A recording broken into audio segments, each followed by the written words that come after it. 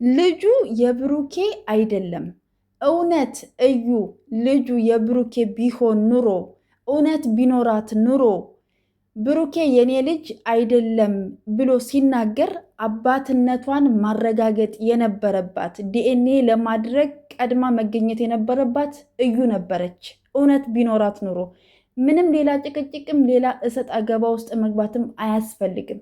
ቀጥ ብላ መጥታ ልጇን ይዛ ብሩኬን ይዛ ዲኤንኤ ማድረግ አባትነቱን ማረጋገጥ ነው እንጂ ሌላ ምንም እሳት አገባ ውስጥ መግባት አስፈላጊም አይደለም።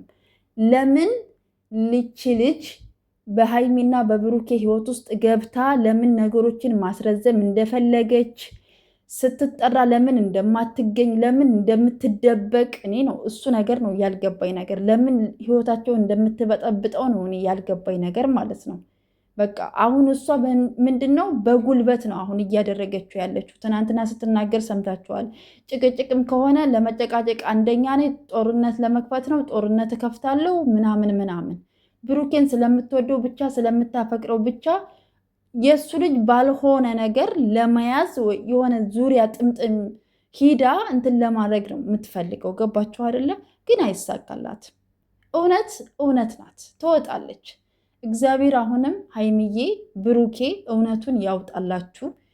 ብሩኬ ወንድሜ የዋህነትህ እግዚአብሔር የእናትህ ጸሎት የብዙ ሰው ጸሎት አለበትና ነፃነትህ ወጥቶ እኔ ማየት እፈልጋለሁ። የእውነቴ ነው። እኔ ጸሎቴ ነው። እንዴት እንዳሳዘኑ ዛሬ ብሩኬ በጣም እንትን ብሏን ታውቃላችሁ። በጣም ተጨናንቋን፣ በጣም ተረብሿል። እንዴት ነው አንዳንድ ጊዜ በቃ እንዴት ተደረገ ምን ሁኜ ነው ሌላ ጭንቀት ሌላ ነገር ውስጥ ነው የምትገቡት። ገባችሁ አይደለ? ዲኤንኤ ይመርመር ሲባል እዩ ትጠፋለች፣ እዩ አትገኝም። ለምን? እውነት ካላት ለምን አትገኝም? ቆይ ቤተሰብ እናንተ ብትሆኑስ? ቆይ እንደ አንዲት እናት አባቷን ለማሳወቅ ከፈለገች እውነቱ እንዲወጣላት ከፈለገች እሷ ነበረች ቀድማ መገኘት የነበረባት ብዬ ነው የማስበው። ወንድ ልጅ ምንም ግድ ላይኖረው ይችላል። ገባችሁ አይደለ?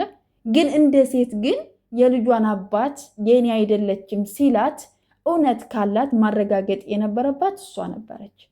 ገባችሁ አይደለ? ግን ውሸት ስለሆነ የሆነ ነገር አለ ማለት ነው።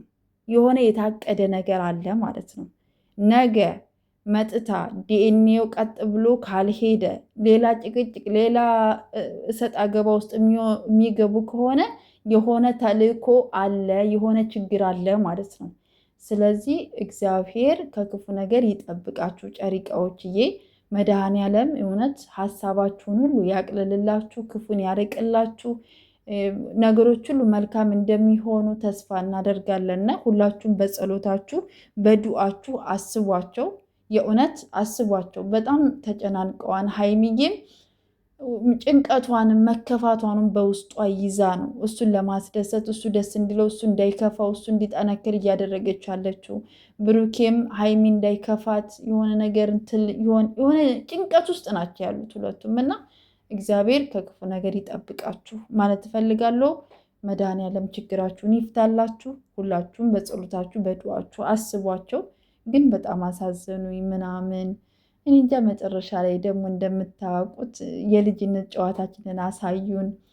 እንዴት እኔ እንጃ አላቅም። እንዲሁ በምን እግዚአብሔር ሆይ መድኃኔዓለም እውነት እንዲሁ እሱ ነፃነቱን ያውጣላችሁ። ነፃ አውጥቶ እንደ ነገ በቃ ሰላማችሁን ህይወት ለመኖር ያብቃችሁ ጨሪቃዎችዬ። ከክፉ ነገር መድኃኔዓለም የሚጠብቃችሁ። የታሰበባችሁም ነገር ካለ መድኃኔዓለም እውነት እግዚአብሔር አምላክ እንደው ያርቅላችሁ፣ ይስበርላችሁ። እኔ ሌላ ምንም አልልም። ለሰው ልጅ ክፉ የምትመኙ የሰው ህይወትን የምትበጠብጡ፣ ምክንያቱም እነሱን ለማለያየት በጣም ብዙ ነገር እየተደረገ ነው። እየተከፈላቸው ወዳጅ ነው እየቀረቡ ብዙ ነገር እየተሆነ ስለሆነ ማለት ነው። እግዚአብሔር ይጠብቃቸው።